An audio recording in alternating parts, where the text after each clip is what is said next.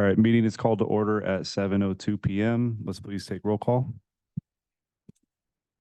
Commissioner Green, Here.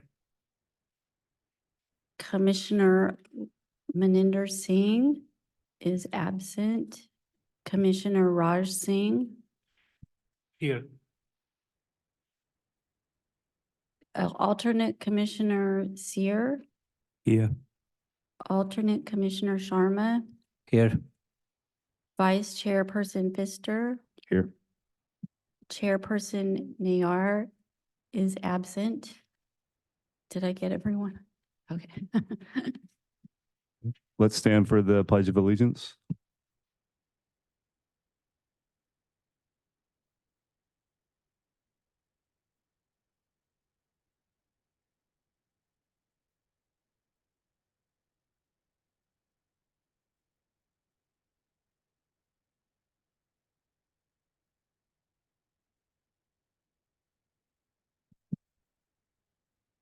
Let's move to item number 3, public comments.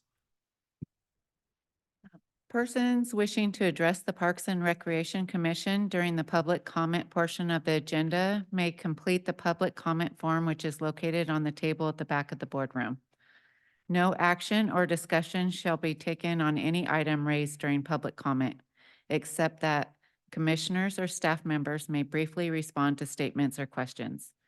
If a member of the public wishes to comment on an agenda item, public comment form should be submitted prior to the time the item is announced. Completion of the form is voluntary. Persons that do not fill out the form but still wish to speak will be allowed to do so. Public comments are limited to 3 minutes. Please turn off all electronic devices and please no personal attacks.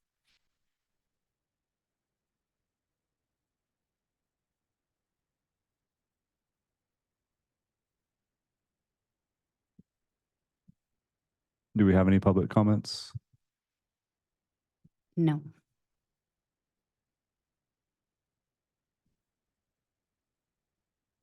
Sorry, was that a yes or? Oh, no, I'm sorry.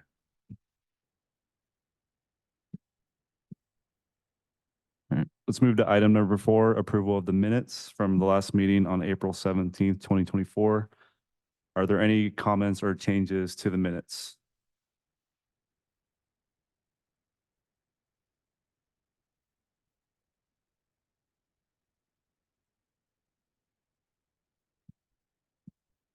Mr. Green? I move to approve the minutes.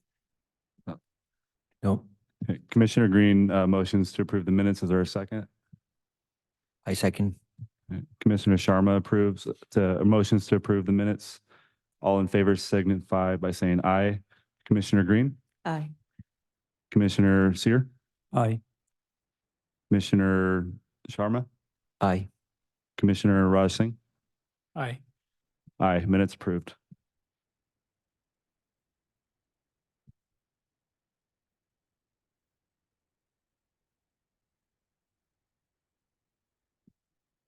Okay, moving on to item number A, policy and action items, reschedule June 19th, 2024, regular meeting and consider future meeting schedule. And I believe, Laura, you have a presentation.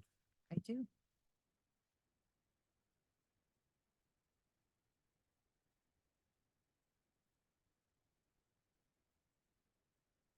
Okay, so staff recommends that the Mountain House Parks and Recreation Commission cancel their regular meeting scheduled for June 19 and schedule a special meeting in June and consider a future meeting schedule. So just a little background. According to the rules of the Parks and Recreation Commission, the commission meets monthly on a monthly basis here in the board chambers. It's determined by the board of directors. Unless the board of directors provides otherwise, the commission may adjust the meeting time and date by a unanimous vote. So the commission voted on hosting the meetings on the third Wednesday of the month at 7 o'clock at the regular meeting back in September of 2023. So the commission's regular meeting in June falls on federal holiday Juneteenth, which is June 19, 2024. Staff recommend that the commission consider canceling the regular meeting and scheduling a special meeting due to the holiday. Staff also recommend that the commission review the commission's schedule for any future conflicts. And when scheduling a special meeting, you can also consider a different time if you'd like, or you can keep with your regular time of 7 o'clock. So staff recommends the following dates based on staff and board chamber availability. I have them listed there on your screen. So now we'll open it up if there's any clarifying questions for me. If not, you can discuss and share what dates work for the. Commissioner Green? Thank you. Mondays and Wednesdays in June will not be good days for me. Would be able to be available Tuesday, the 18th or the 25th. It conflicts with our council. I'm sorry? It conflicts with our city council training, Oh, it does. Mondays Okay. and Wednesdays. Okay.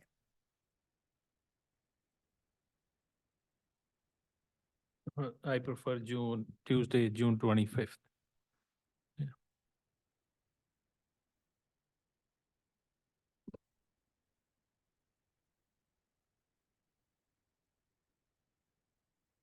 I look at my schedule, sorry. Keep in mind our alternates, now that you're stepping in as active commissioners, you can make a decision as well. Tuesday, the 25th works fine for me. Any other comments? Commissioner Sharma? June 25th works. Monday, June 24 also work for me. Yeah, June 25th works for me as well.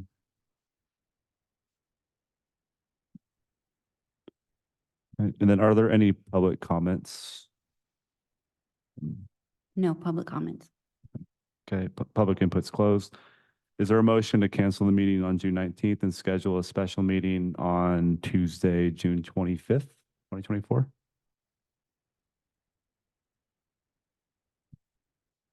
I make a motion to cancel the regularly scheduled meeting in June and schedule a special meeting on June 25th. Commissioner Rossing motions to cancel the regular meeting on the 19th and to move it to Tuesday, June 25th. Is there a second? I second that motion. Okay, alternate Commissioner Sharma seconds that motion. Now invite discussion by the commissioners on the motion. Any discussion?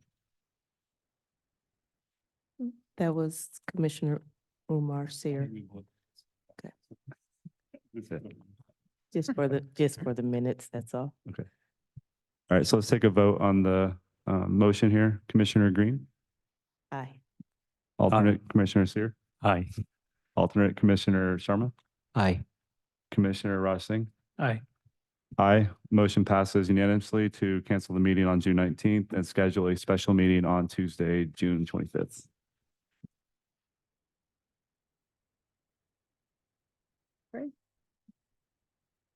Let's move on to item number 6, topic A, review and discuss Rosenberg's rules of order for a meeting. And I believe, Laura, you also have a presentation. I do. We've invited the district's attorney, Camilla Getz, to kind of give us an overview of the Rosenberg's rules.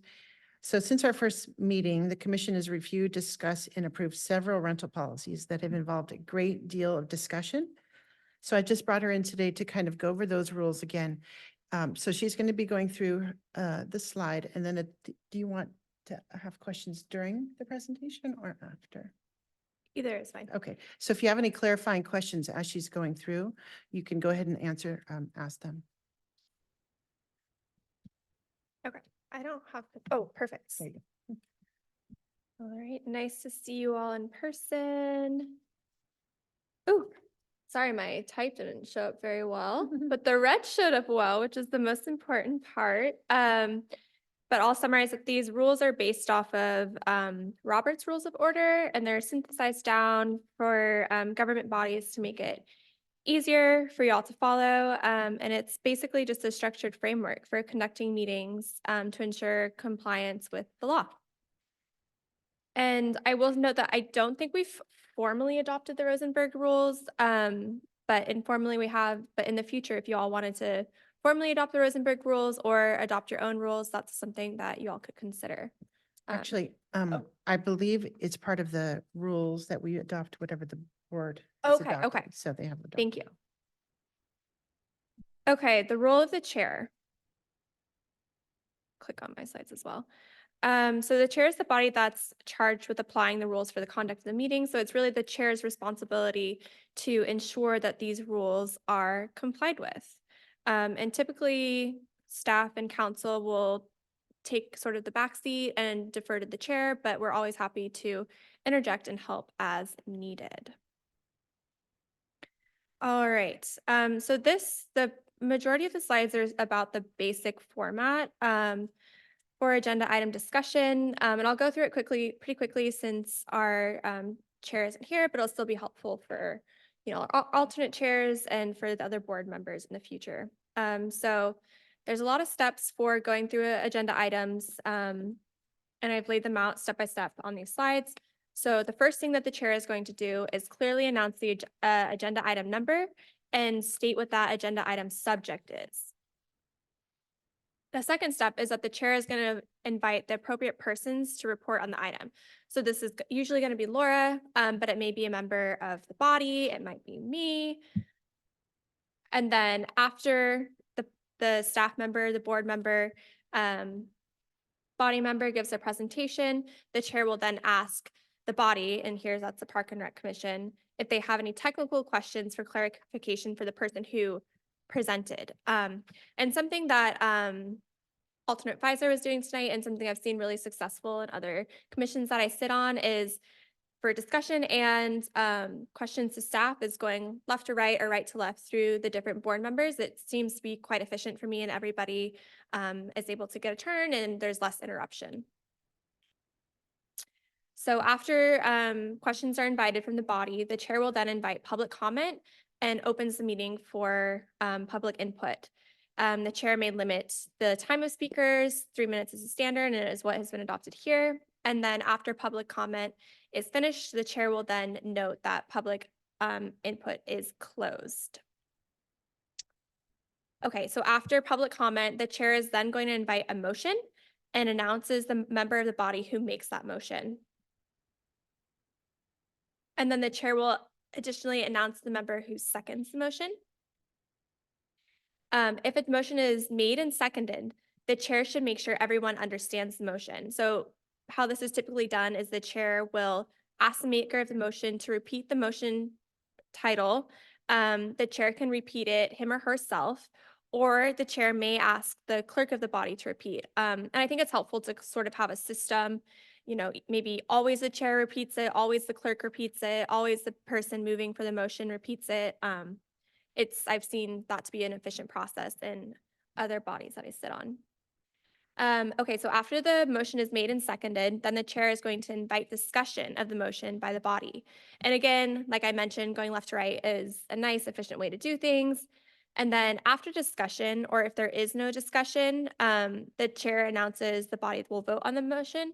And as we've seen in the past, sometimes we have really long discussions. And so then it's helpful to have, the chair, the person who made the motion, the clerk, repeat the title of the motion. So it's really clear to the body and the public what exactly has been voted on. Okay, and then take the vote. A is yes. And if a person does not vote, then that is an abstention.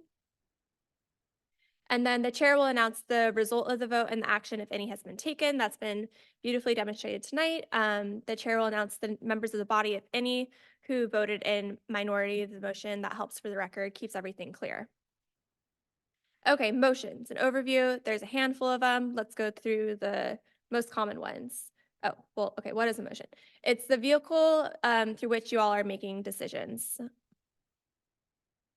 Okay, so a basic motion is the one that puts forward the decision for the body's consideration. So we've seen that beautifully tonight. Second, there's a motion to amend. So if a member wants to change the basic motion that's before the body, they would move to amend it. So I have some examples here.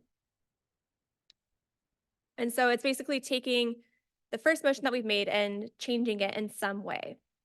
A substitution motion, if a member wants to completely do away with the basic motion that's before the body, they'll put on a new motion before the body and move for a substitution motion. So here's an example.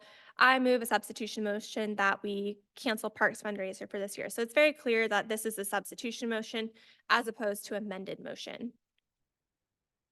And then, these things can be a little convoluted sometimes. So if there's any debate as to whether or not a motion is to amend or substitute, that decision is left to the chair. Multiple motions. Per the Rosenberg rule, you can have 3 motions on the floor at any one time. That can get a little complicated. So up to the chair's discretion, up to the body's discretion, but it might be easier to have 1 motion on a floor at a time. If 3 motions come to the floor or more than 1, I can step in with how we would end up voting on that if we end up having 3 motions on the floor at one time.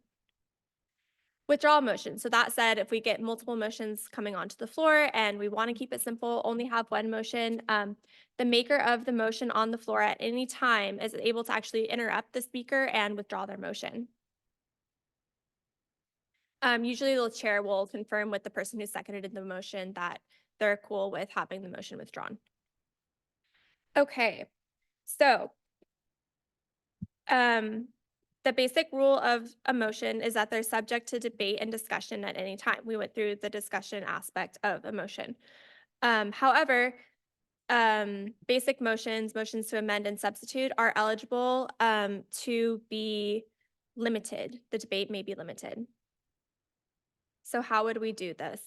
To limit debate, any member of the commission may say, and this is just kind of like the terminology that Rosenberg rules have come up with, is I move the previous question. So basically this is saying, hey guys, we have discussed this extensively. I think that we can come to a decision on this matter. Let's vote. And anybody of the body can make That's that correct. motion? Yep. Okay. Any member of the body can make that. And then it's kind of up to the chair whether or not they want to consider this as a request or a formal motion. So typically, maybe you would state this as a request. And so the chair could inquire to the body any further discussion. And if no one wishes to have further discussion, then the chair can right then go to the next step, which is the vote. But if even one person wishes to continue the discussion, then at that point, the chair will treat it as a formal motion. If it's a formal motion, the chair, needs to go through. They need to ask for a second. They'll stop debate and then vote on the motion to limit debate. And that motion has to pass by a 2/3 vote of the body, as opposed to a simple majority. So you want to limit debate. Any member of the body can say, I move the previous question, and then the chair most likely will treat it as a request. Anybody wants to keep debating, that it needs to be made a formal motion. I thought I had, oh yeah, okay.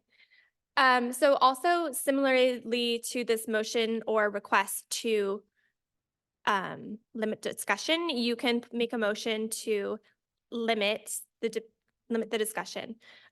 So an example here is I move that we limit debate on this agenda item to 15 minutes, for an example.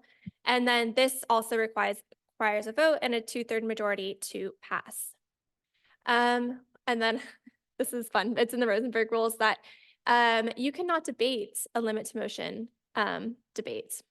So once that happens, it immediately goes to the chair, either for the request option that I talked about or to the vote. Okay. The Rosenberg rules also provide guidance for if a discussion becomes off topic, and the sort of the terminology that any member of the commission would make, they would call for orders of the day. And this basically means let's return to the agenda. So if, there has been a drift from the agreed upon agenda, you use this term, and this does not require a vote, but the chair will simply remind the body to return to the agenda item properly before them. Okay, and then Rosenberg has a few notes on decorum, and one point is that it's best for one person at a time to have the floor, and it's typical for the chair to recognize a person prior to them speaking. And then generally, one member is not allowed to interrupt another member while he or she has the floor, and there's some exceptions, which we could get into. Okay, any questions?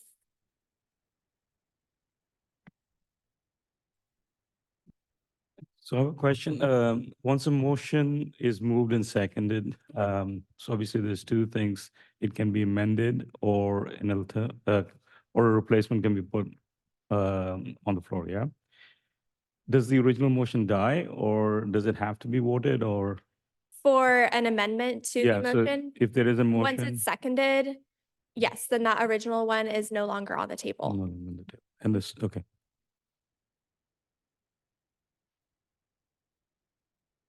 Can you amend an amendment?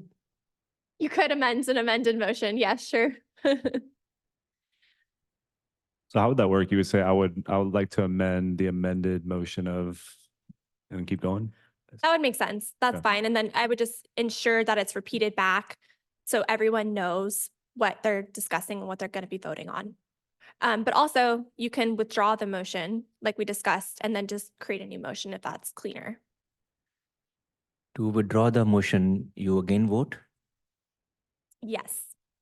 Well, sorry, no. The person who made the motion may withdraw their motion at any time, and then the chair can elect to offer the person who seconded the motion to ensure they're okay with withdrawing the motion that they seconded.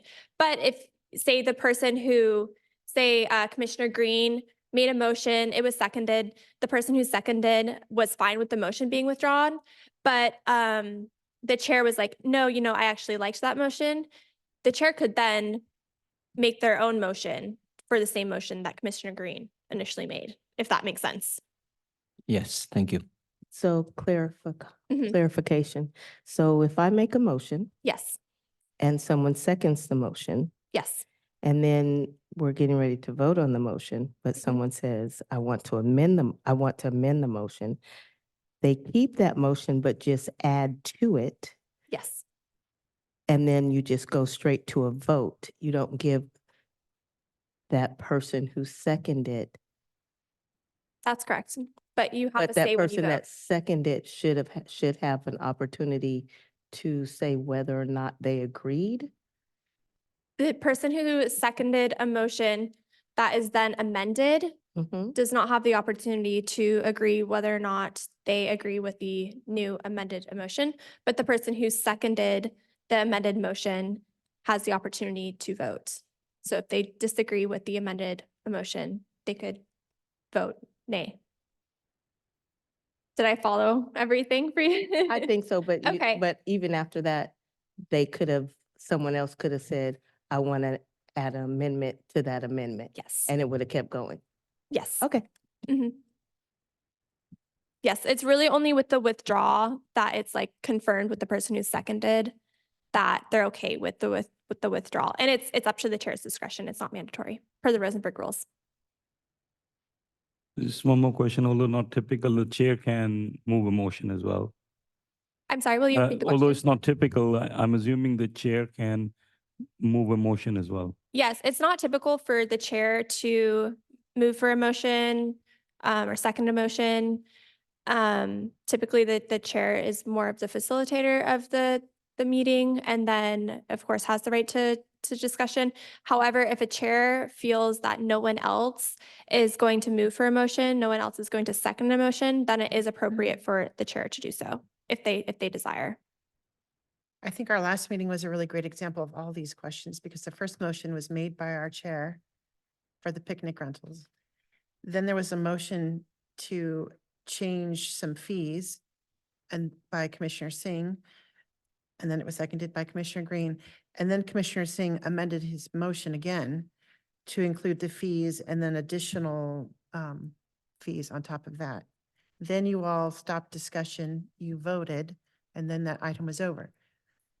However, one of the commissioners wanted to bring up discussion again, but Mhm. at that point, after a vote has been taken, discussion is completely, okay. That's correct. Yeah, after the vote is taken, it's ideal for discussion to end because that decision is final. And one of the whole overarching themes of the Rosenberg Rules of Order is for it to be very clear what is happening for the public, very clear what decisions have been made. However, if it's not impossible to have a vote and approve within that meeting, the motion could be appealed. And then there's a whole process for that. And then discussion could reopen, but that's not what happened. Can you kind of give a brief explanation of clarification questions versus discussion?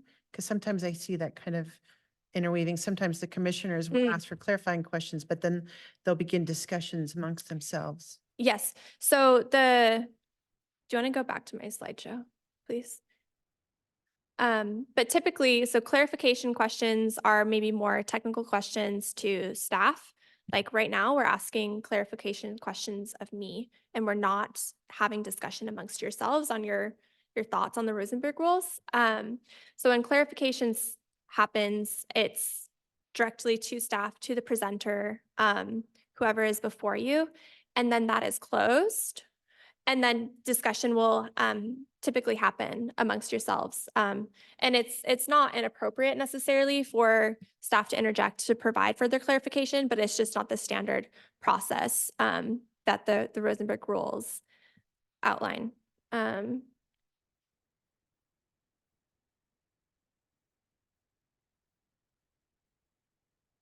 So yeah, after the presentation, then it's typical for the chair to ask members of bodies if they have any technical questions for clarification of the person who presented. Yeah, and then after that, then we'll do public comment and then the motion and then discussion. So there's no discussion on the item before they make their motion. No, not typically. Okay.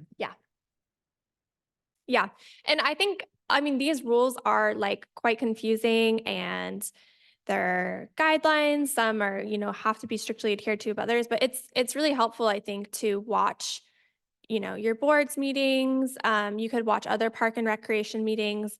I was like, oh, I should pull up. I was at a meeting last night that was 17 minutes and it was an alternate chair actually, and it was so efficient. I was like, I could show this video as an example, like, if these rules are confusing and convoluted and like you'll get better with practice, but it's also helpful to watch, other bodies effectively implement this. So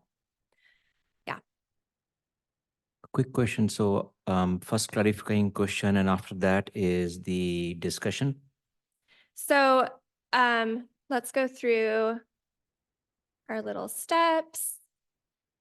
We announce what's happening, and then the chair is going to invite whomever to come and speak. And then, so I've given my presentation, Laura's given her presentation, and then the chair is going to ask each member of the commission, we'll open for technical questions and clarifications for the person who is presented. And I've seen it be successful in the past to go down the line. And then after those technical questions are done and the chair says, are there any more clarifying questions for staff or council, and there's hearing none, then this chair will open for public input. Public input will happen. The chair will then close public input, and we want to close it because we don't want, a member of the public coming in and discussing something when, it's not on the agenda, just for sake of order and decorum, and keeping the meeting moving. Okay, so we close public comment, then we invite the motion. Okay, motion is seconded. And then we have the discussion. Once the motion is on the floor, then we have discussion. So it's very clear to the body, to the public, what. That's fine. You don't need to look at me. But that's when the discussion will happen. And if you think about it logically, it makes sense to have the motion on the floor prior to discussion. So then it's very clear and limiting, hopefully, what is being discussed. Should they follow during discussion, they go through each commissioner one by one, or is it kind of free and open? That is up to the discretion of the chair. I'm completely up to the discretion of the chair and the body. It's not, my place to make that determination. I am just saying that in other bodies that I've seen, it is quite efficient to go down the line. So it's a recommendation for consideration, but by no means a rule. I think in the CSD meeting, I see that they go one by one, left to right or right to left. Yes, yeah, it's efficient, and then people know when they're going to be called on, and if they have nothing to, no comment, no comment.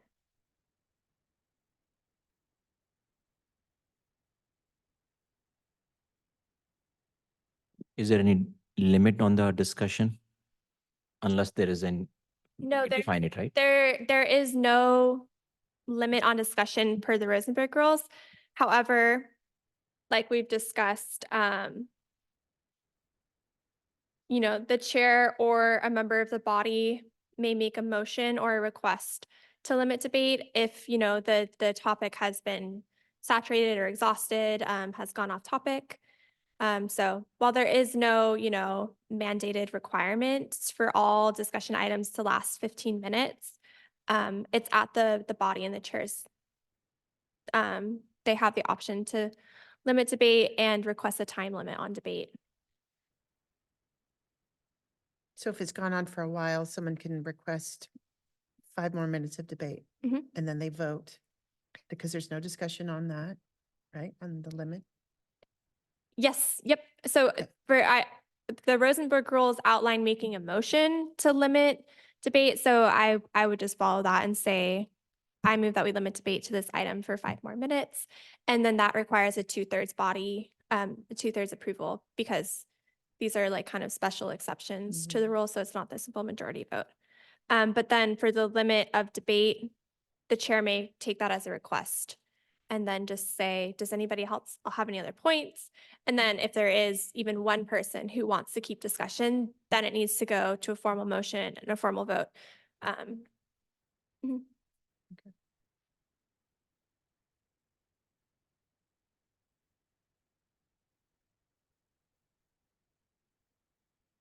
Is it possible, I mean, considering that debates can sometimes really go very long, and if it's not limited, that the agenda for that meeting doesn't get fulfilled? I mean, what happens in that case? Let's say we have 10 agenda Oh, items. so if the meeting goes so long and then the chair has the meeting adjourned, but there's still agenda items, they would carry over to the next meeting. Mhm. So they would make a motion to table the current item or future agenda items? I believe so, yes. Okay. Yeah, because the chair could elect to adjourn the meeting prior to the conclusion of all the agenda items. Okay. But they would be continued. One thing I want to, I've seen in CSD also, but maybe like, for example, an agenda item might have many line items, right? For example, a couple of weeks ago, we discussed the outdoor policy. Today we'll be doing the rental. It's likely that discussion might be longer because there might be many line items. So if we discuss one line item in that, it helps. So we keep the discussion on that. Then we go to the other line items, left to right. That will be a just suggestion, helpful. Okay. Thank you.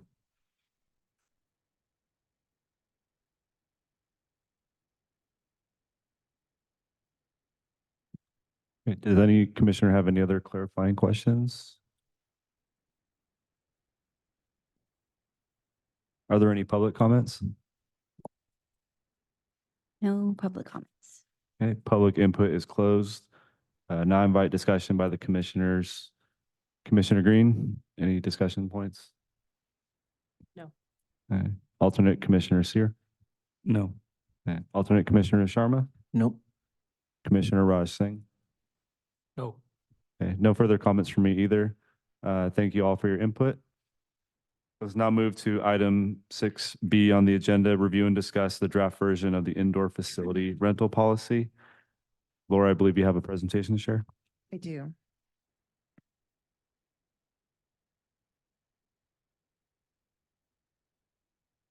So staff recommend that the Mountain House Parks and Rec Commission review and discuss the current draft version of the indoor facility rental policy.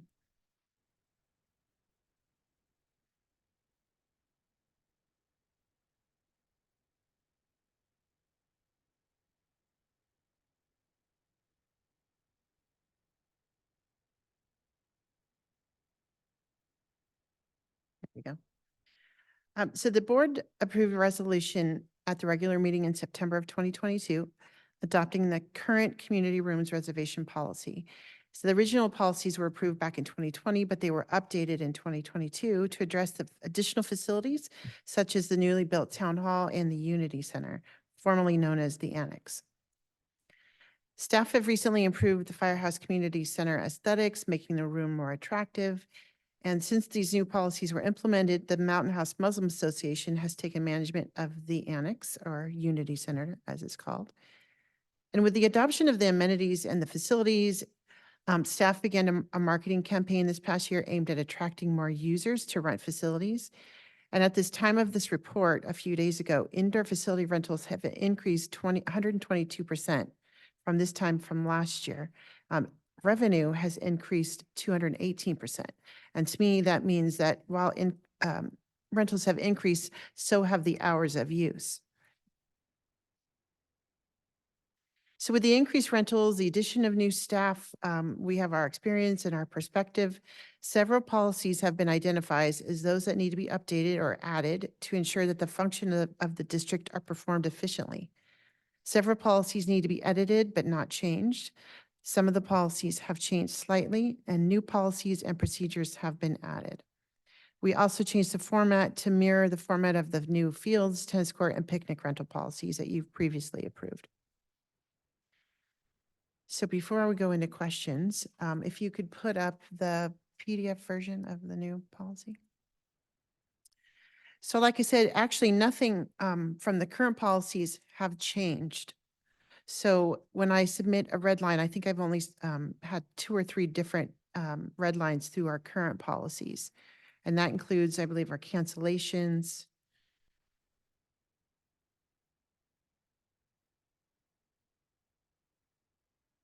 It's the PDF file.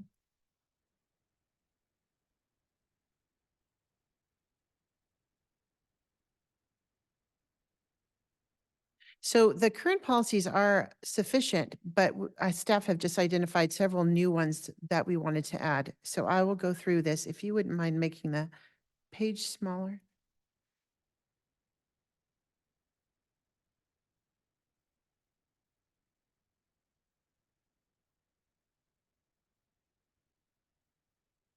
Am I able to drive it?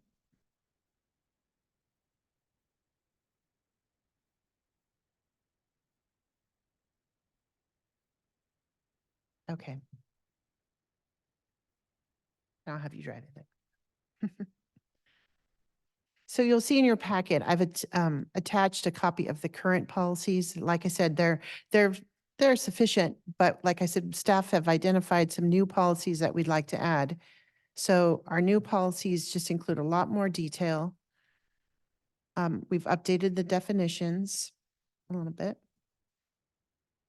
We've added some language about tours. We're really encouraging the public to participate in a tour of the facility before making any kind of rental.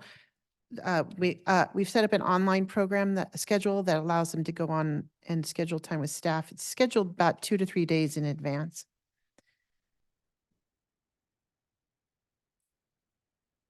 The hours of use have changed slightly. Currently in our current policies, the rentals end on Sunday at midnight, but we've changed that to Sunday at 10 p.m. But our weekend rentals are considered Friday and Saturday, which are 8 a.m. to 12 midnight. So that is one of the policies that we did change. We've also added one holiday. We've added Christmas Eve to one of the dates where the facilities are not rentable. So we have Thanksgiving, Christmas Eve, Christmas Day, and New Year's Day.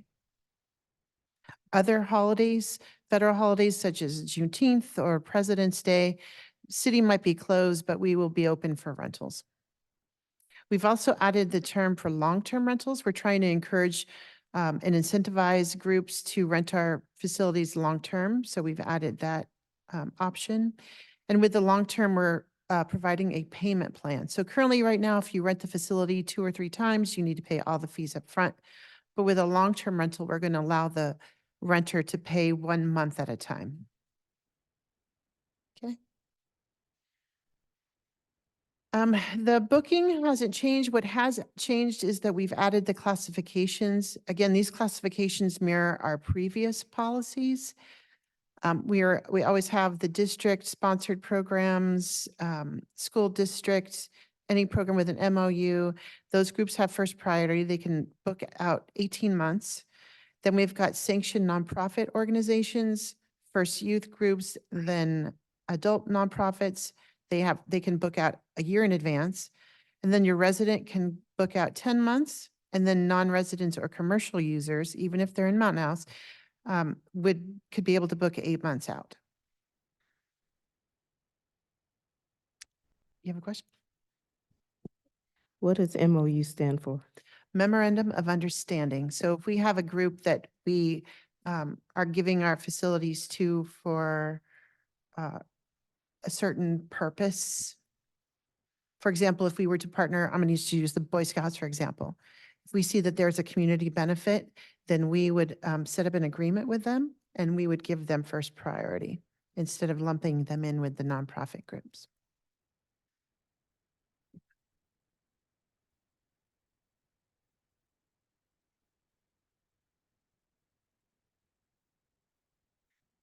So again, none of the amenities have changed, but we've outlined them here in this indoor facilities.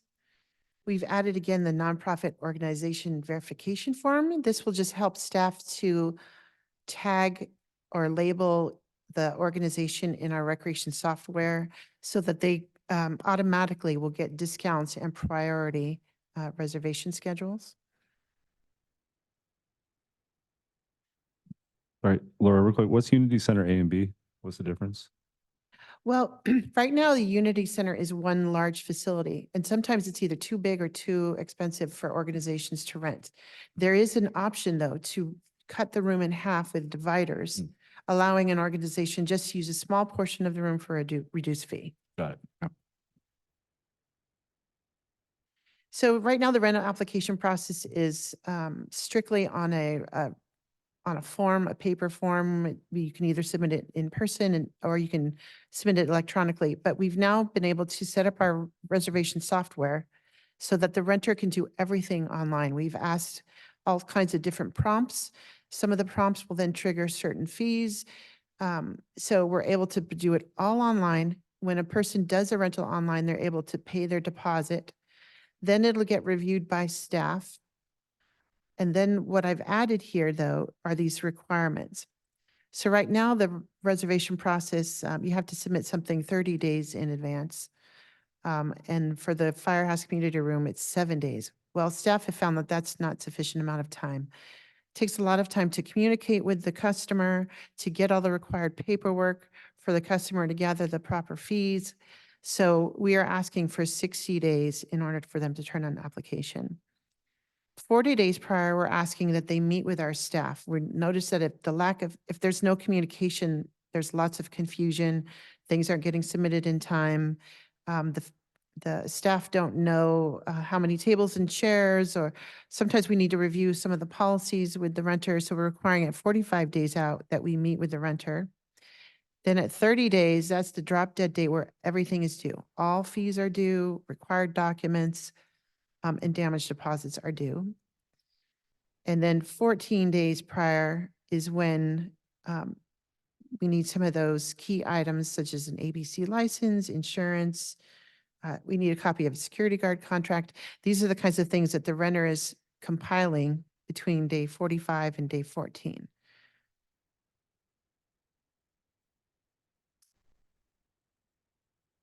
We've also added these permit changes. What staff are noticing, once they've put in a lot of time and effort into inputting a rental in our registration software, the renter is coming back several days before making several changes. They're changing the times, they're changing how many they're set up, they're changing the layout. And sometimes our staff aren't able to process that quick enough. So we're asking that they submit any changes at least 14 days prior. After that 14-day prior window, we're going to charge the renter $25 per change. We're going to go ahead and allow them the first change for free, but at that point, every change after that is another $25. But at that 14-day window, we need to know because we're scheduling staff to open and close or scheduling janitorial staff. If they change the date, however, it's considered a cancellation. So even if they changed it from the 15th to the 16th, it's considered a cancellation because now they've, in theory, taken the 15th from somebody else who may have wanted it. So, so again, if they change hours, time, it's layout, that can be changed, but the date is considered cancellation. Is that non-refundable? Well, we'll go in the cancellation policy, which got updated quite a bit. Again, the insurance is still required. Speaking of that, I did speak to our risk management today, risk manager, and he informed me that insurance is indeed required. No matter how small or big the rental is, facility rental or even a picnic rental. He did suggest some firms where we could recommend people to go to who might be able to get cheaper rent. But at this point in time, we cannot waive the insurance requirement. We've added regulations in here. Some of these weren't in here before, but you'd be surprised about the kind of questions we get asked. Sometimes it's too hot in the facility, so they're asking staff to change the air conditioning. Well, that's not something that we can change. So using that as an example, we just put a lot of these regulations in here. Some of the new ones, again, these are all from our current policies. Let me see here. We Laura, did, Just a quick question on the Yeah. changes. Yeah. So even if it's before 14 days, I'm assuming it's a discretion on staff's behalf whether the change can happen. For example, they may ask for a number of chairs, and because of chairs being used in other facilities, you don't have them. So Mhm. you are not obliged to honor that change request. Why wouldn't we be able to? Well, I'm just, I mean, that's just an example, like, I mean, that they may request something, some change. Like, for example, they hadn't applied for an alcohol use and they want to change it. And It's yeah. exactly, that's too late. so it's staff's discretion whether they can or cannot accommodate a Correct, change. correct. We added the dumpster requirement, and that's only for the larger facilities, which includes Unity Center A and B, not just A and not just B. If they're renting both A and B together, and there's an attendance over 150, or if they're renting our outdoor plaza, there will be required to rent an additional dumpster because the dumpsters that are at these current facilities will already have been full. That's the assumption.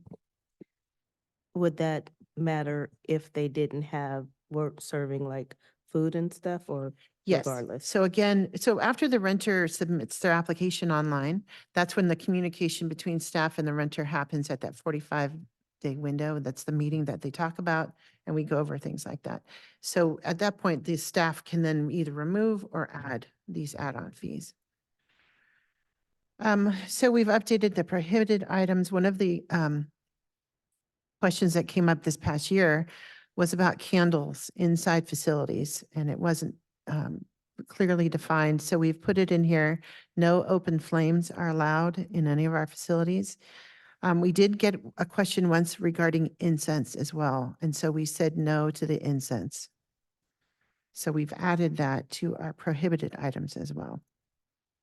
Sterno canisters, however, are allowed, as long as they're heating food, because that is a requirement for food. Okay.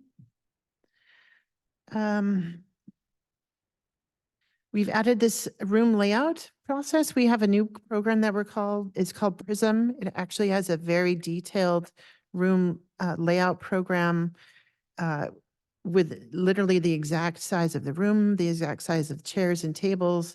So when we work with the renter, when we meet with them, we design the layout of the room. So we'll know exactly how many tables, how many chairs, and exactly where they're going to go, and if they're even going to fit. So regardless if the room, for example, this room has a capacity of 172, but if you add 10 tables, it might reduce it down to maybe only 100. So this new program that we have, we'll be working with the renter on creating that room layout. Quick question, clarifying question. So Laura, the tables, chairs, I see page number 18. Are Mhm. they additional charges in addition to the, There are, and that'll be listed down later. Yeah. So when we get to that page there. We, the security guards is a requirement for ABC license. If you're selling alcohol, you need to have a guard for every 150 attendees. If you're serving alcohol to your guests as part of your rental, you will not need a security guard. Vendors is kind of a weird one, but we defined it in here. Sometimes if a commercial vendor wants to come in and have a vendor fair, they will be required to submit additional paperwork. That doesn't happen very often, but we realize our facilities are now becoming more popular. So I have a feeling that these kinds of vendor fairs might be showing up. So now into our fees and billing. We haven't changed any fees, by the way, that are current in our current policies. Again, those will be assessed and we'll bring those back at a different time. However, for the application fee, we really want to encourage our customers to submit an application online through their reservation software instead of bringing it in. That is so we're giving the incentive of a $5 discount. When they submit an application on a piece of paper, it takes staff additional time to enter, so that's why we're encouraging them to do it all online. We have civic organizations that use our facilities, so we've just defined it a little bit better. The board approved that civic organizations get 1 hour a month for free. So we've defined what a civic organization is. So the deposit, so we now have 2 deposits. We have a room deposit, which you pay at the beginning when you've submitted your application. That basically holds your room. You submit that with your application fee. And then after staff and the customer have met, we then charge a damage deposit in addition to the room deposit. So what we found is that when there is damage, it's going against the room deposit. It's usually not enough. The fees of the damage are usually not enough of the regular room deposit. We also have seen where rentals go past their rental time. They may end at 10, but they're not out of the facility until midnight. So we have to charge against their rental deposit. So at the conclusion of a rental, we give back the room deposit and then we give back the damage deposit less any damages. How come, What- I'm sorry. How come someone's insurance wouldn't cover damage? It could. So if there was damage, we wouldn't do, claim That's against probably their pretty insurance? major damage, I would imagine, like if they broke a water main while they were here, that we would probably go with their insurance. A typical damage is they've nicked the paint. They might have scraped the paint, or maybe they broke a doorknob or something. Then our facility staff have to go in and fix it, and then we charge the rental exactly whatever the material fees cost. If we have to get if they broke a window and we had to get a contractor to come in, we would get the invoice from the contractor and we would charge it against their deposit. If the charges exceed the deposit, then we then bill the renter. quick question, there's a room deposit already there. If there is any damage, will that not, can it not come from room deposit? Why we need damage deposit? The room deposit guarantees your space. It basically reserves your space. Because if you cancel, at a certain window, if you cancel, you will not get your room deposit back, but you can get your damage deposit back because you essentially haven't damaged anything. So that's why we've defined both kind of deposits. They also get room deposit back, right? Exactly. After, Pending if there's no excessive damage or if they haven't gone over their rental time. Just a comment, room deposit can be overrun within an hour or two. Mhm. Basically, if they overrun their time, they effectively eaten up their room deposit. Right, So then you have nothing left for basically any accidental damage. right. And Yeah. that's when we bill the Yeah. customer. But yeah, so again, we'll probably be looking at the cost of the deposits when we reassess our fees.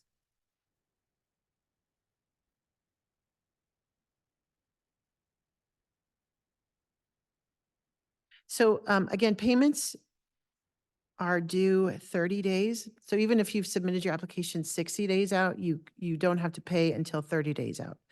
Because the assumption is between the 60-day window and the 30-day window, you're working with the client to get their paperwork and they're confirming whether or not they're going to continue with their reservation.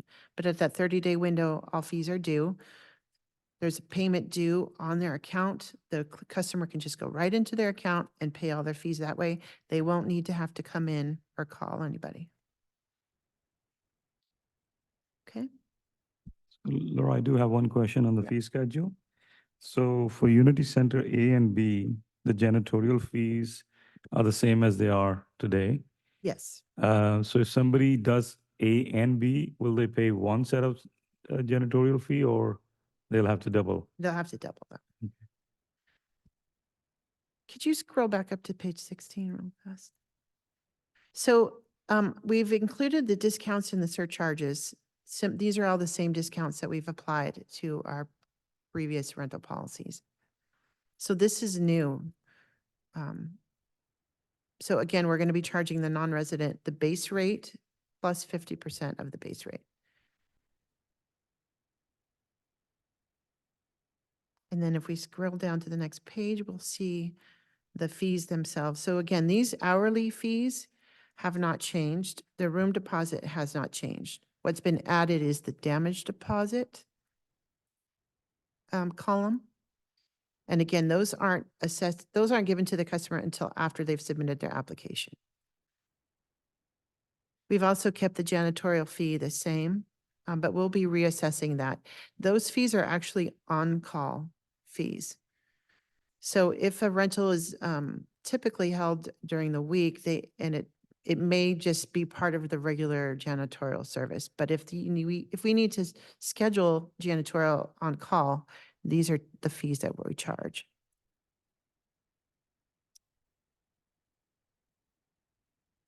All right, so the cancellation has changed slightly. So again, if you cancel your reservation 60 days or more prior, you get everything back. You get your full refund deposit, you get all of your rental fees back. If you cancel within that 60-day to 30-day window, we will keep the room deposit, but you'll get all of your fees back if you've paid any, because you're not required to pay anything until that 30-day window. So if you've paid anything, we'll still give you all those back, but we will keep your room deposit. Then between the 29-day window and the 2 weeks window, we keep the room deposit and we retain, let me see that, 75% of rental fees. We will give back 75% of the rental fees. Your full damage deposit will be refunded. And then that 2 weeks before, we keep the room deposit and half of the rental fees you've paid. Any questions on those cancellations? Sorry, I have a question on the previous one, janitorial, Laura, this one. So the janitorial fee will be charged, or is it only subject to if it requires requires special cleaning? So the- Otherwise it won't be charged, correct? So we'll charge it before the rental happens.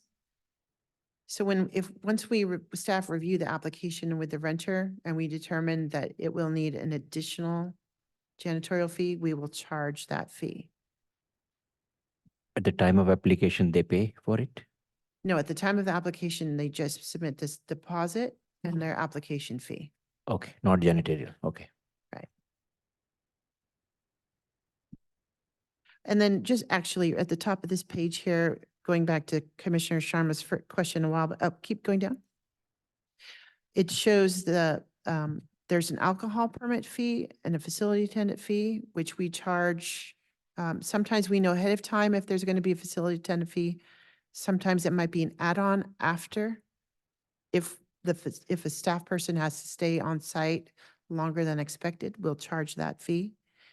And then if the renter has told us they need tables and chairs, we will then charge those fees per chair, per table, with the exception of the Unity Center.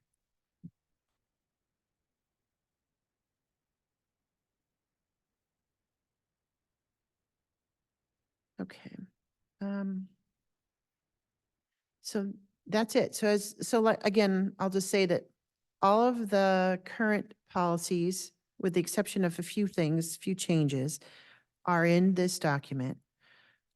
This document is just more comprehensive. We just added quite a bit more. There's more clarification, there's more, there's a little bit more definition to cancellations.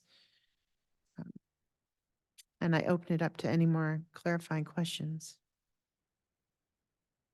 And with respect to the janitorial fees, just clarification I need, they are always charged regardless, right? Each rental application. But there's a little bit of discretion. If there's a daytime rental, for example, here at Town Hall, and it's just a meeting, we may not need additional janitorial service. Cleanup can happen during the regular janitorial service. So we would not assess that fee. But if we know you're having food and you're having a lot of people that are going to be here, we might have to schedule additional janitorial services. So then we would apply it to the application. Then after the rental's taken place, if there's a lot of stuff that's been left, like they've left all the food out, the bathrooms are loaded more than anticipated, and the janitor says, hey, it took us 3 hours, not just 1 hour, then we charge additionally at the end. We usually take that out of their deposit. In addition to this one, Yes. but is this fees which shows here that is always charged, like $100, for example, town hall, even though it's a regular part of cleaning? No, so like I said, if it's if staff determine that it's not needed, if we don't need additional janitorial service, we won't charge them. Okay. It really depends on the location and the amount of time and how many people and if they have food or not. There's a lot of factors involved. Yeah, we heard a lot there was a meeting on the last weekend, and there were people discussing why janitorial fees is charged. So I think this topic is a kind of, we Mhm. need to. during That's why discussion, that it will- meeting is really key that the renter has with the staff. It's very key. So we even say, I believe there's something in here where it says if you fail to meet with staff, you could potentially lose your deposit because there's lots of things that staff may miss or the customer may not inform us about.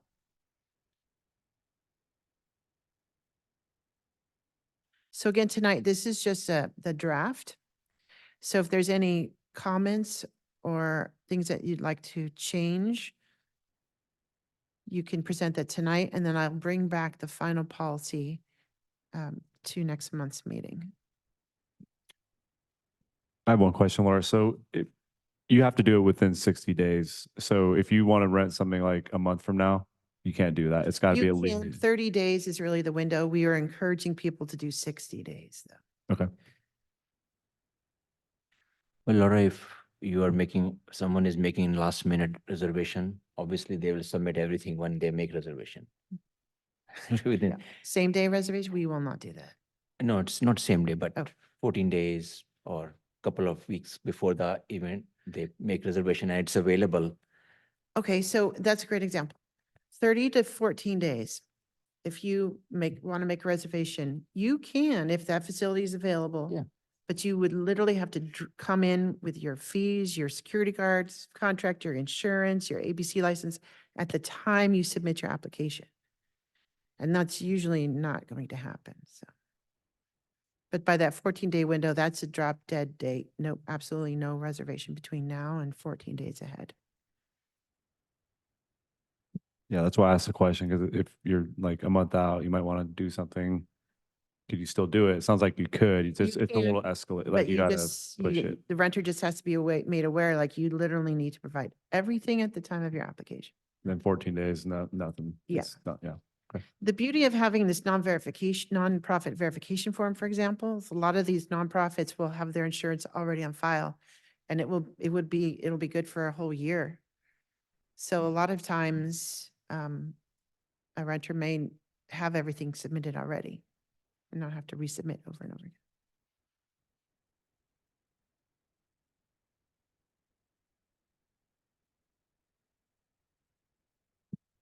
Are there any more clarifying questions for Laura from any of the commissioners?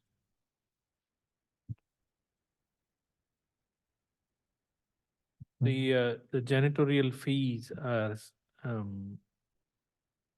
constructed based on what the janitorial staff or the company charges per hour or Correct. something like that. Yeah, we have a contract with a company and they provide their on-call charges to us, and that's what we put in to our fees.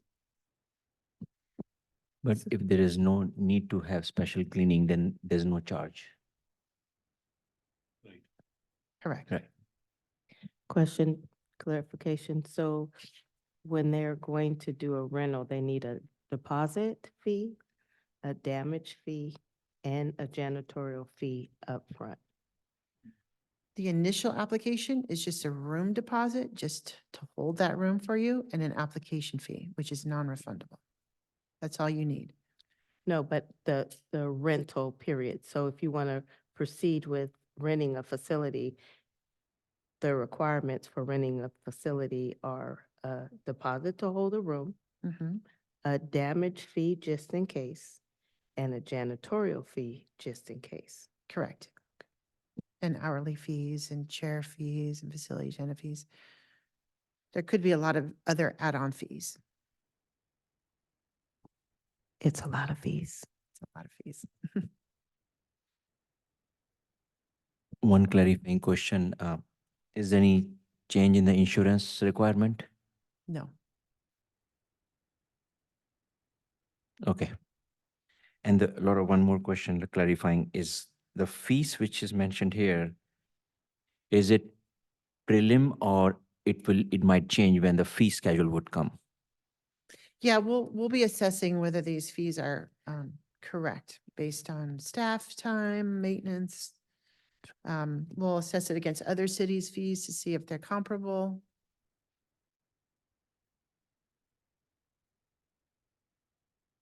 Okay. We do feel that the fees are higher on the higher side, especially the weekend. And we'll discuss during the discussion point. Yeah.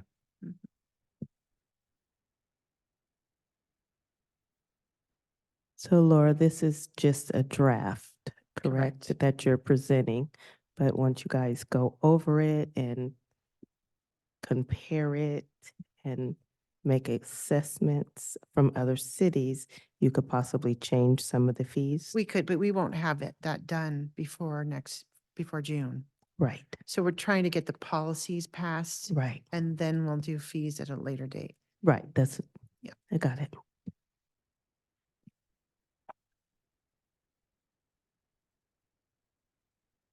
So there's nothing for us to do. No, I just need some recommendations if there's any changes or additions or other questions you want me to add to this. Will it be open for discussion? Not, we can bring some points. Yep.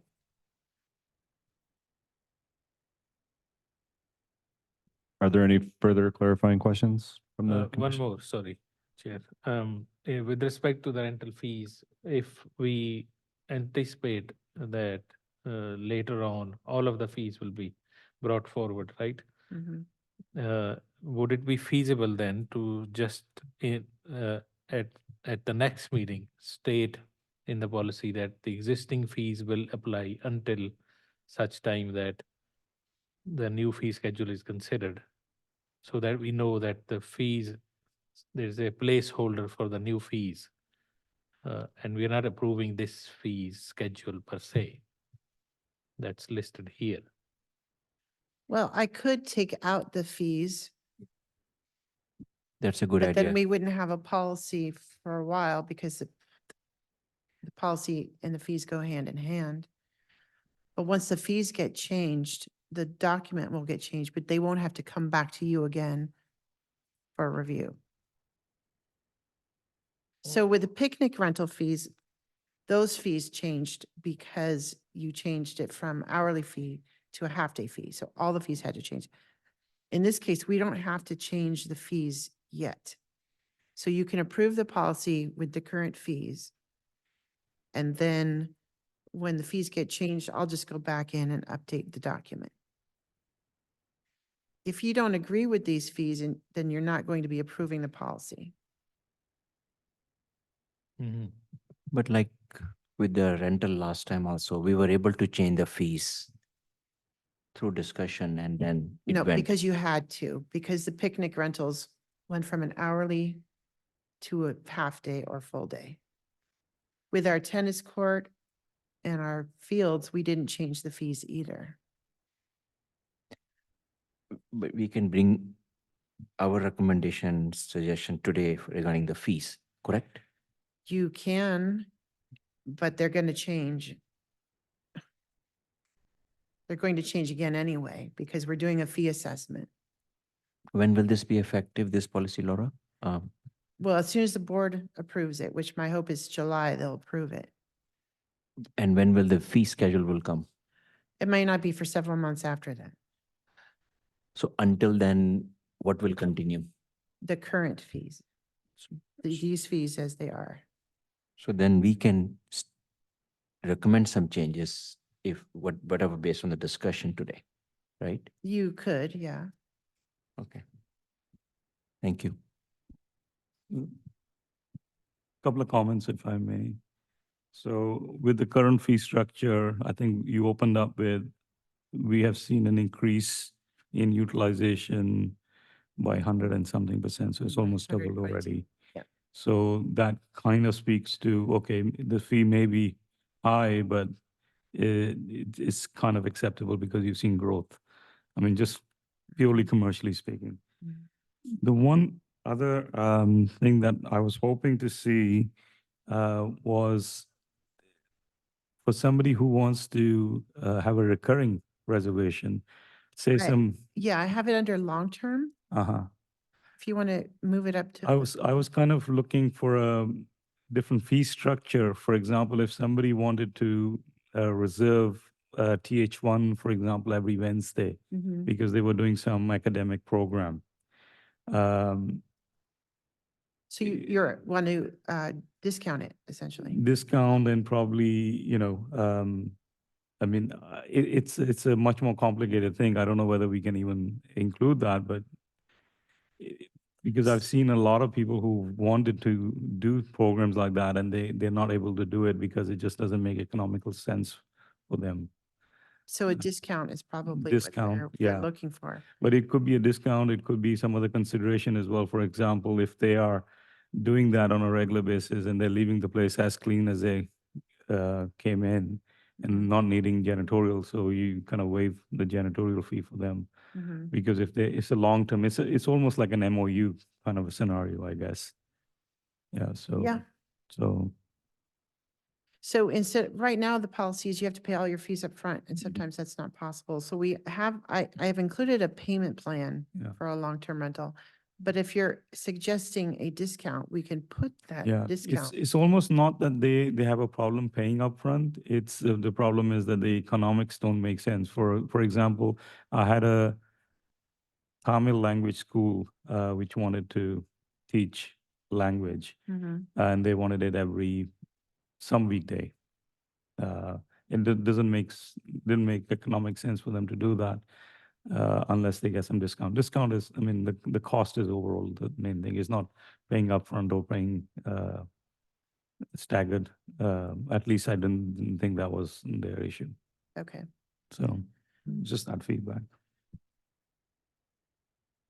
If they're under the classification now, the classification has larger discounts too for nonprofit groups. Question, is it Clarifying or discussion? Because I have a question for. I don't know, Chair, have we moved It's from? still clarifying questions right now. Okay. Any other clarifying questions?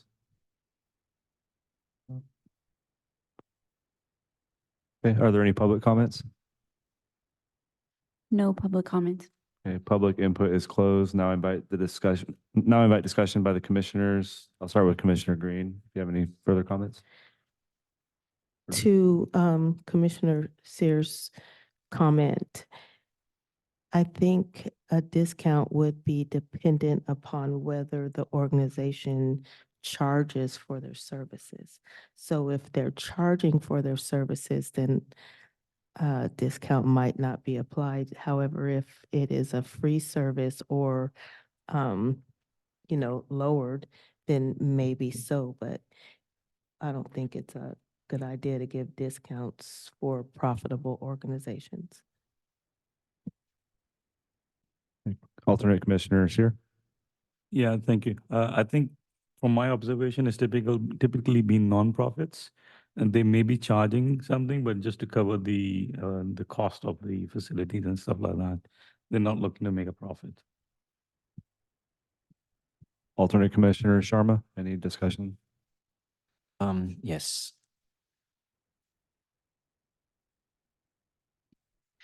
A few things. So I'll go with page number so it's easy to follow along. Page number 15. Application fee. I'm suggesting that to promote online registration, which is a good idea to have online, we might offer a flat rate of $20 instead of $35.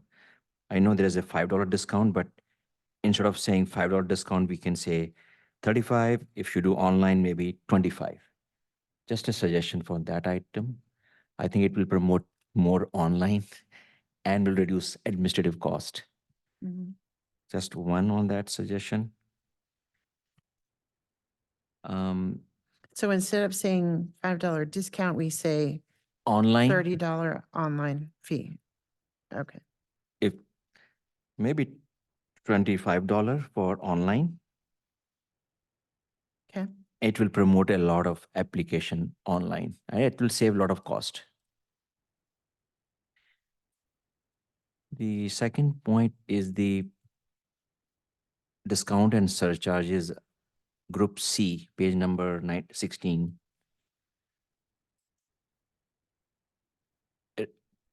So residents don't get any discount, No, they pay the base rate. base rate? Okay.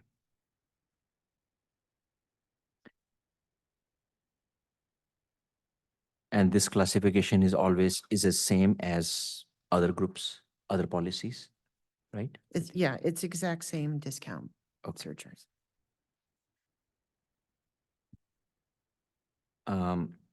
Janitorial, page 16, actually page 17, sorry.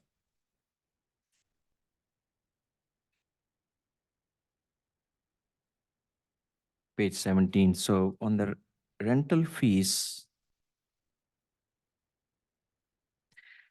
just my observation is, and I had compared this with some other cities also. I also kind of inquired about their policy on janitorial. So none of the cities are charging janitorial fee.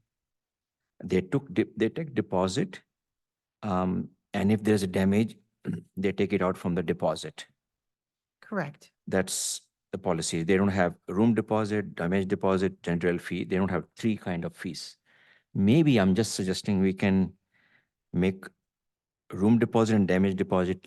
So instead of $200, for example, town hall boardroom, we can say $250, which includes damage deposit also. But when customer sees this three kind of deposit, I think they might get scared. Unless and until it is very clearly laid out what each will cover. But I feel that janitorial fees, I think, can be waived for everyone, except if Laura brought up that if there's really a special need to do it. Like, for example, Maybe know, I'll that- just take it out of this column, but we have to let the customer know what the janitorial fees are.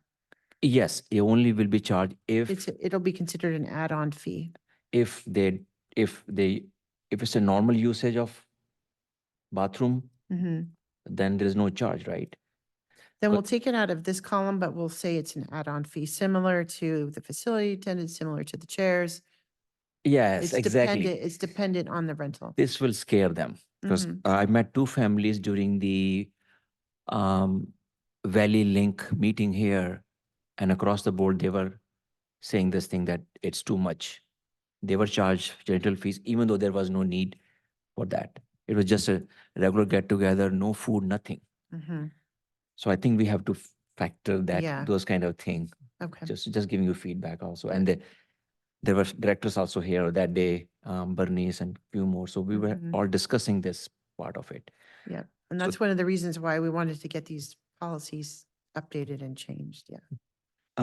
The other point is the weekend hourly base rate. I noticed it's 100% jump from the weekly hourly base rate. What I would suggest is I think we can do 50% jump.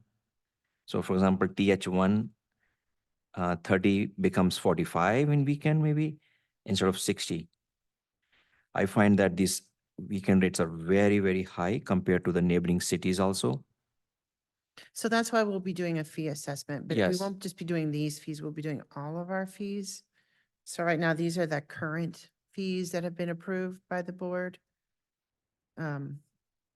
So when I bring back the fees, that's when you can say, oh, we could raise it for a weekend, or maybe as a percentage you want to raise it.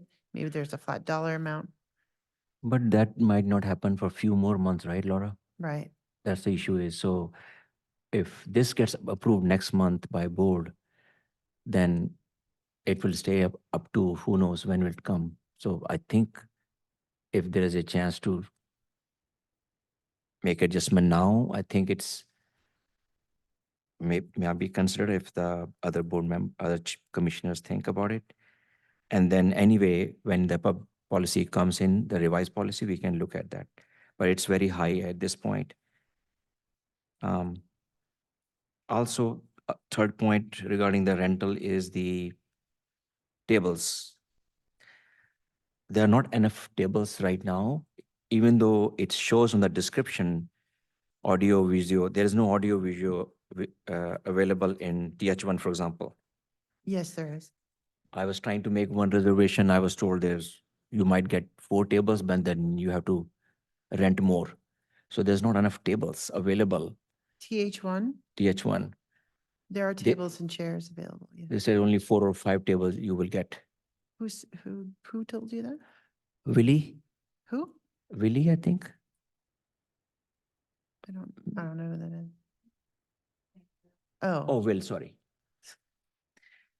I no, think- we have quite a So- few tables and chairs. Like I'm looking at the description and they were said, oh no, there's no, you have to bring projector, there's no audio, video or video or There's a anything. projector in there and you can hook up your computer to it, Okay. So maybe Mhm. not the right information. Okay. maybe. But how many tables they have TH1? I don't know offhand how many there are. There's But- quite a few. You can fit quite a few in there as well as chairs. At least 8 or 10 tables with And 6 that is chairs. additional charges? Tables and chairs? Yes, Okay. It doesn't cover by default some chairs and some tables by default. By default, no, you don't get you mean any. by default, like that are already in there? Already in there, here, yeah. Like this? Yeah. No. No, it's an empty room essentially.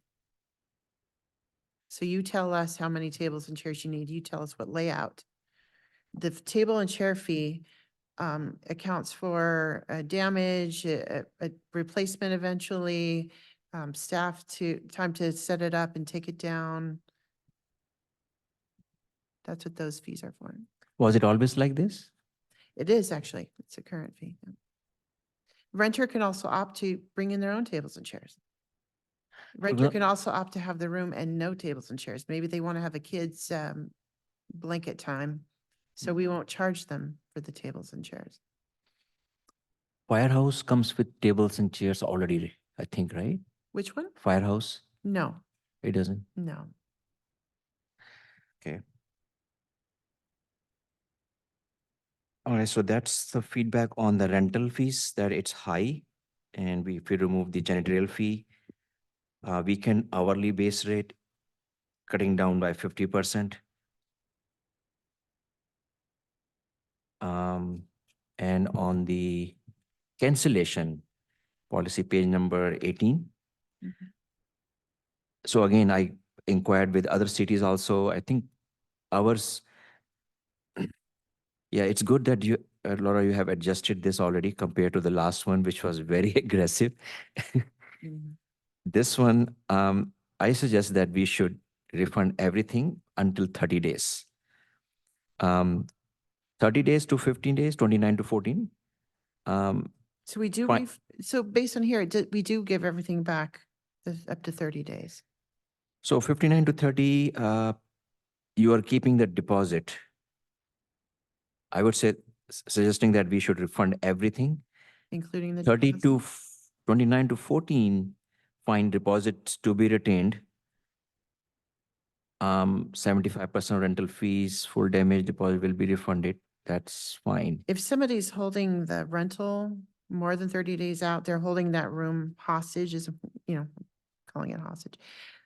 They're preventing somebody else from potentially renting it. So that's why we retain the deposit. Okay. But at that 30-day window, 29 days or less, when you come in, you have to pay it all upfront. They get 75% of rental fees and full damage deposit, That will be refunded. 29 to 14 days, Mm-hmm. but they lose room deposit. Right.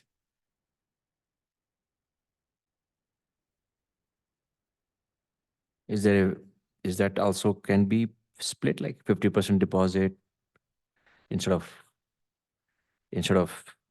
losing full deposit? No, because the room deposit holds the room for that person. They've essentially not allowed another person to rent that room. So we keep that room deposit from them. So like TH1, it's $100, right? For example, room deposit. Mm-hmm. So I'm saying instead of they lose 100% of deposit, maybe 50% deposit they lose. I have a point of clarification. I thought we were discussing policies and that we would be discussing fees. Are we approving fees and policies tonight, or You're not approving any policy or fees tonight. This You're is- making we're- it, yes, you're giving me suggestions, so when I bring them back to the next meeting, okay, if, let's say I do update any fee, let's say I don't update any of the fees tonight. Next month, you can approve the rental fees the and, suggestions? and amend the fee from $50 to 25. You can make those motions and vote when you approve the policy. So tonight, I'm just getting your suggestions for changes, and then I'll go back and make those changes. And next month, you can approve them or you cannot approve them. Okay, so I really just kind of have a comment because I know that it seems like our fee schedules are very high, but I would ask the question to Commissioner Sharma, and even to you, Laura, is the comparisons that we're doing for fee schedules and stuff like that with other cities, because we have pretty much brand new facilities. And it's very important to keep our facilities looking pretty new.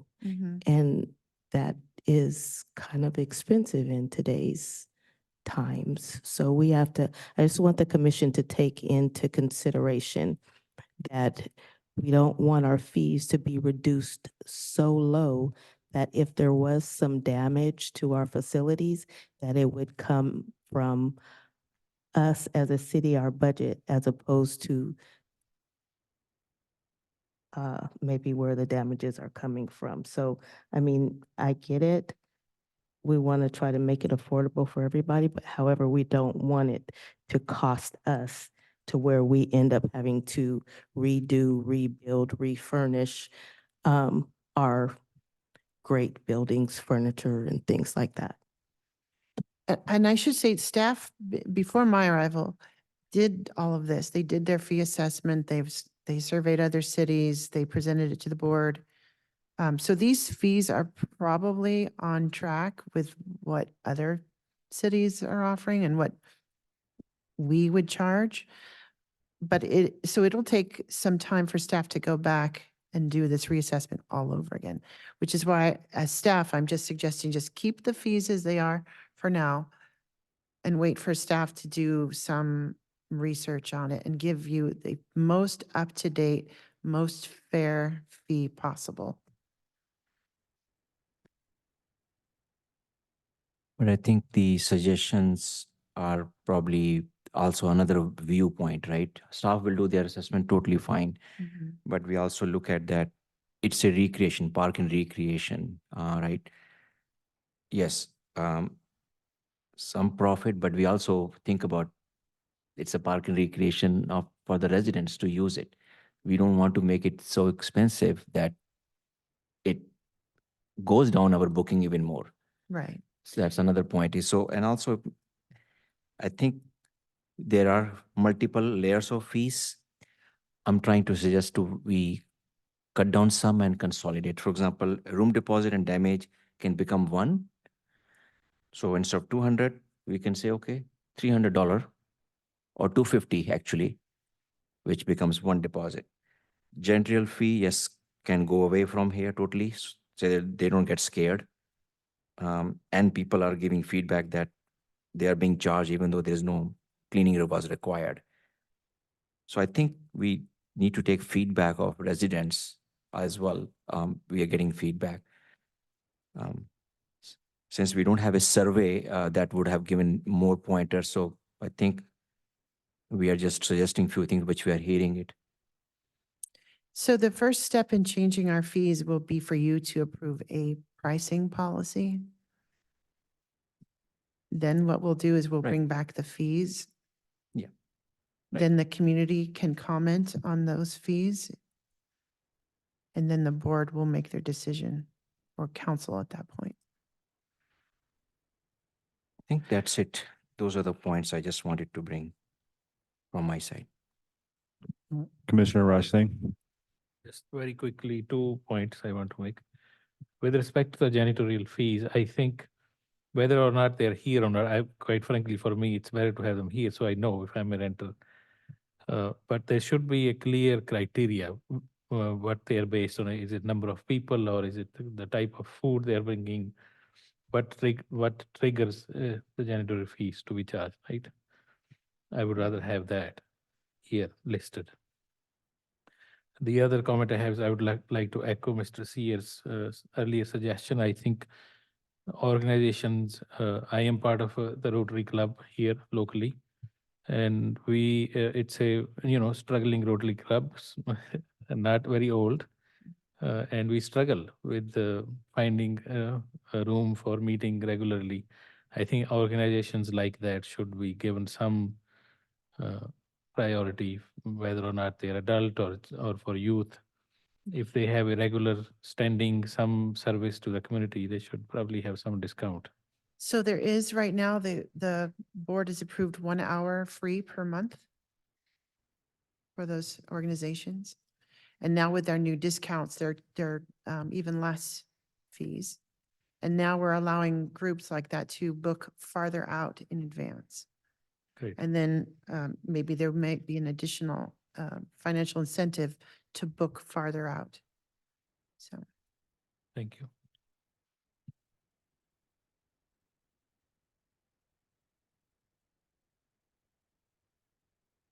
Anything further, Commissioner Rushing?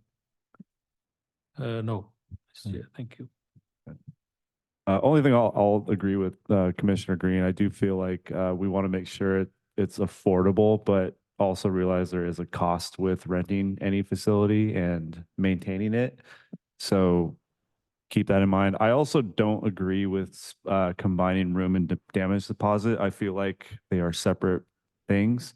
And if we do that, we'd also have to update the cancellation piece because right now we only retain room deposits. Then would we also, how would that split up? So I don't agree with combining those. I don't think it's going to scare anybody personally. I think they have very distinct purposes. So that's the only thing I'd add.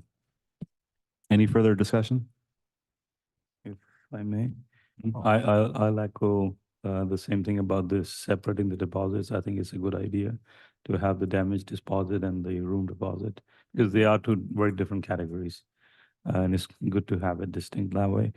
And I think the refund policy, I think is pretty good as it is right now, because the intention is not to actually penalize somebody, but penalize somebody who actually is taking away the opportunity of a facility being availed by other members of the community.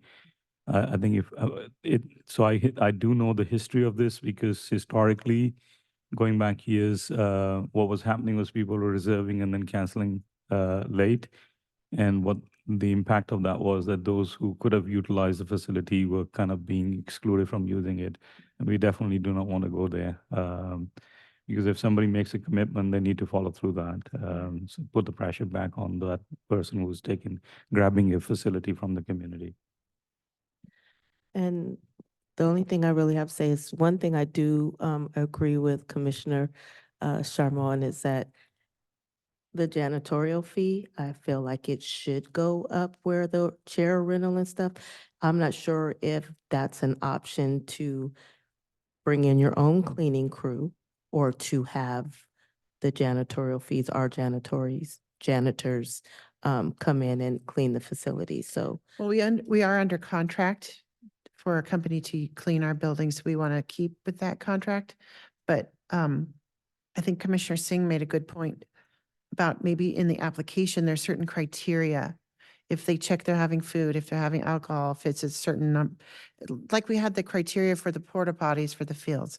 If certain number of people, amount of time, certain amenities, then we'll charge it.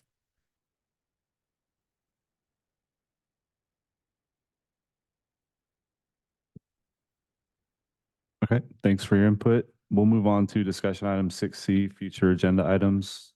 Laura, I believe you have a presentation to share. I do, yeah.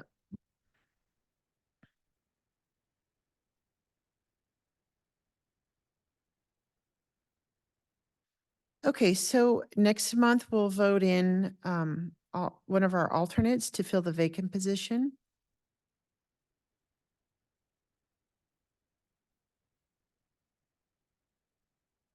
We'll also vote for a new chair and vice chair. That'll be in July. I'll bring back the indoor facility rental policies next month with these additional changes for your approval. And then eventually we're slowly working on our special event policies right now. So we'll be bringing those back probably in July. We'll also be bringing back that pricing policy and guidelines. That'll probably be a July agenda item. And once that's passed, that's when we bring the sponsorship policy and the park and rec fees back. And again, the concessions agreements, again, just a reminder, that's if an organization in town wants to build something at a facility, we'll let them build it. They might have priority to it, but it'll be open to the public. So again, we've been approached by a cricket organization, but we haven't gotten anything finalized yet. But when we do, we will bring it back for you guys. And then at this time, if there's anything that you'd like to recommend to be on a future agenda, this is your opportunity to mention it. And then I'll review it with the chair when we develop our agenda for next month.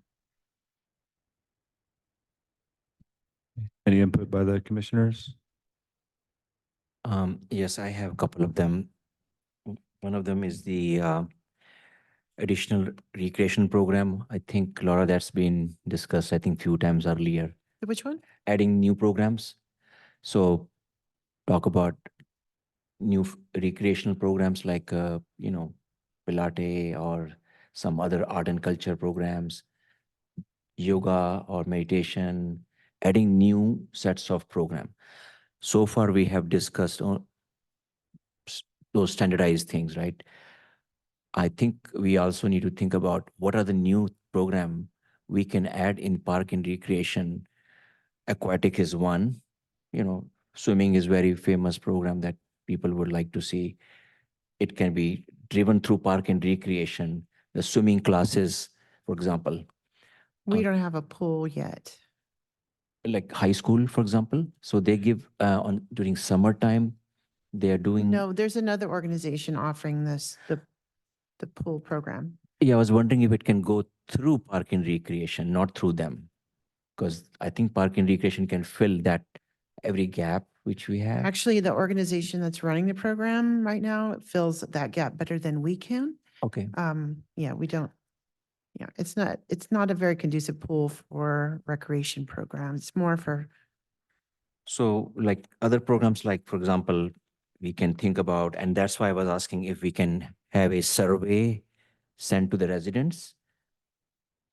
And once we have feedback, and then we get together and then, yeah, add so those last month, you guys reviewed the new contract instructor handbook, so we'll be soliciting people to come and teach classes. They can do it through that process. We currently have information from previous surveys as well as the master plan, where they did a huge survey throughout the community. So we kind of know what the community wants right now. We initiated our senior program, which was one of the biggest programs that we've got feedback about starting. So we've just started initiating that kind of program. So I can bring back ideas for new programs. We also are limited on staff, resources, and facilities. So we're slowly making the way for new programming. No, that's fine. I think, when was the survey done? 2 years ago? Before me, I know that they had just finished with a master plan. I can go back and look at that master plan and bring it back for an agenda item and That will be helpful. I think a lot of residents move in the last few years. So I'm just saying is if we get the voice heard, what are the new things they want to see?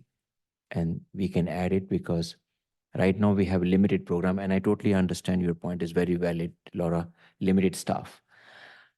But as we think about, okay, out of 10 items, maybe 4 or 5 are the high people would like to love to see those. That also will bring additional revenue to the city and more staff can be hired as well. So right now there is no cardio program, for example.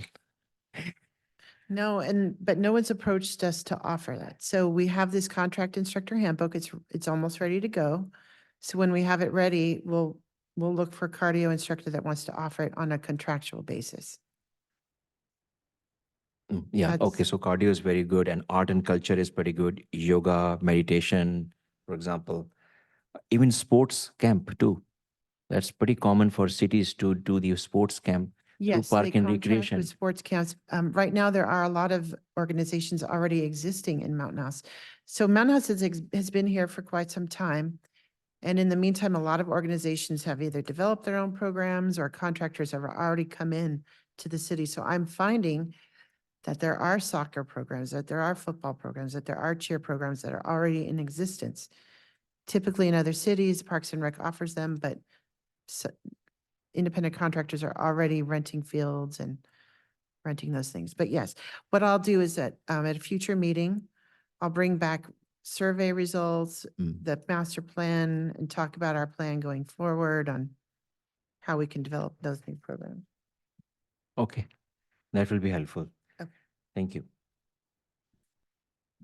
And one more thing, sorry, insurance for the outdoor policies. I know you were saying last time that you might have discussion with the staff. They're still thinking through it. As I mentioned earlier, I talked to the risk manager today about the insurance and there is no change. Okay. They have to submit it the way it is right now. He did suggest other insurance companies, so we'll recommend those as well. We have a list of recommended carriers and we'll just add those to them. Okay, thank you. Commissioner Rushing. No comments, thanks.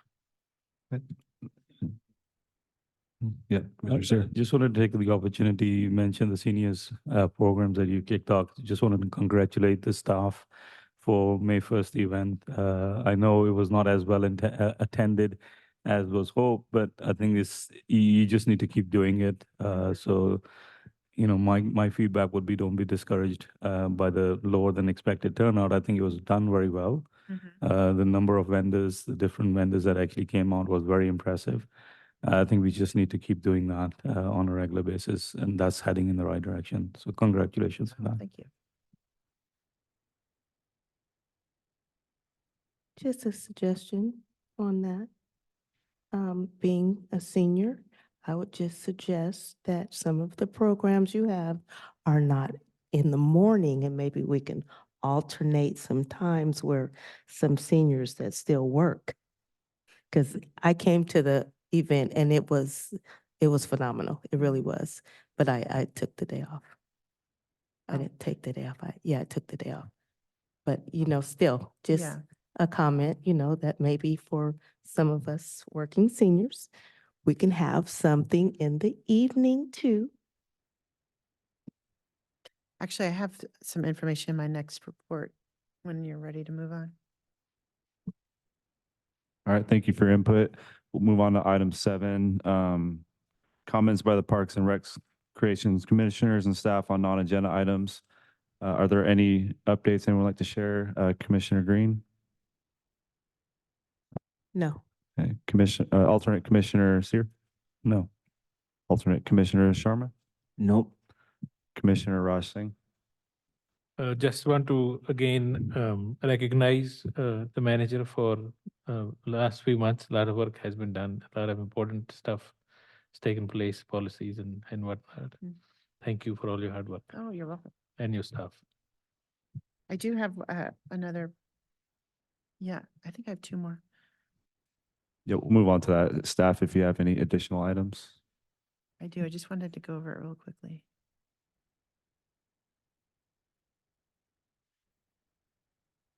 So like Commissioner Seer and Green mentioned, we did have our first annual Senior Health and Wellness Expo. And that was in response to, there we go. Some feedback we got from our community that they wanted more senior programming. We also worked with the existing vintage seniors, and they're the ones that kind of told us that they have the senior group and they wanted to get more programs. So we started with the Senior Expo. We had local businesses like Assure Urgent Care and Safeway. We had the Rotary attend. We had some fitness gyms attend. So it was a great event. We had about 50 seniors is what we thought, but we did get some feedback that yes, perhaps there are still some young seniors that are still out there, working seniors, perhaps the weekend events or even the afternoon. So staff are going to start developing really simple programming for that one. But we are getting off to a pretty good start. So I appreciate your attendance. This past weekend, we had our bike rodeo at the town hall parking lot. We had the sheriff's department, fire department. They gave away hot dogs. They donated helmets. The bikes that you see there were donated by the Royal Kings and by Dr. Andy Sue. We had 80 children participate. Next year, we're going to add a toddler course based on some feedback, and we had a lot of little kids attend, between 1 and 4 attend. So next year, we'll include a little toddler area. But again, it was a very successful event, and it was a beautiful day. And then just to give you an update of our next few events that we have coming up, this coming Saturday is our Music in the Park. First weekend of June is our Kite Festival.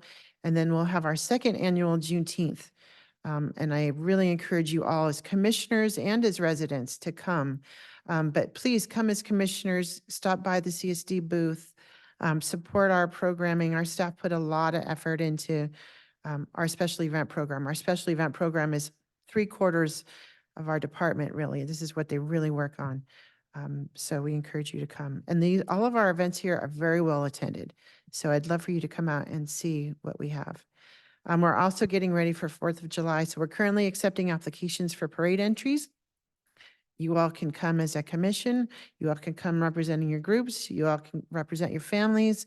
But applications are open now. It's free to participate. And then the celebration will follow right after the parade, and it's going to be even bigger and better than last year. We're going to include some sort of celebration of our new city as well. So more news about that to follow. That's it.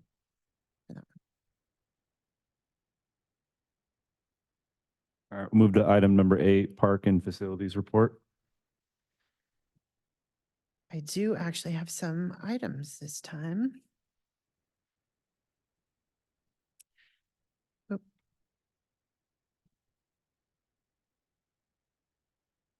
Is there another one?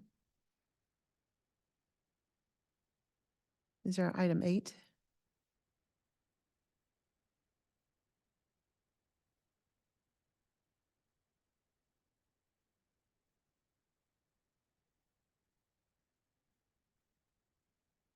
If not, I'll just give you a I brief. saw it up there. If you scroll up.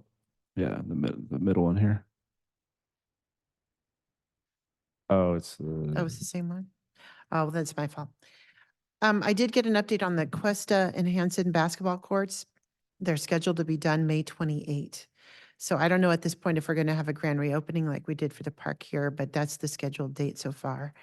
The parks maintenance crews, I believe they were going around this week to all of our parks. They're doing all the checking irrigation and fertilization of all of our fields.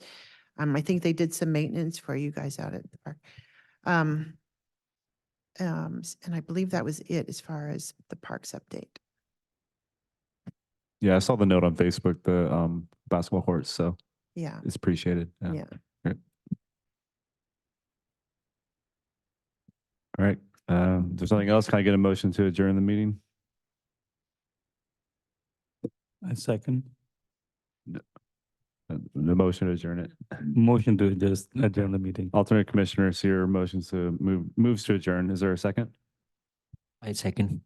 Alternate Commissioner Sharma seconds. All in favor, say aye. Aye. Aye. Aye. Aye. Aye. All right, meeting is adjourned until June 25th. And just as a reminder, it's a special meeting. Special so, meeting, correct. It's a 24-hour notice, but I'll try to get you your agendas earlier than that, but I'll send you a reminder as well. Thank you.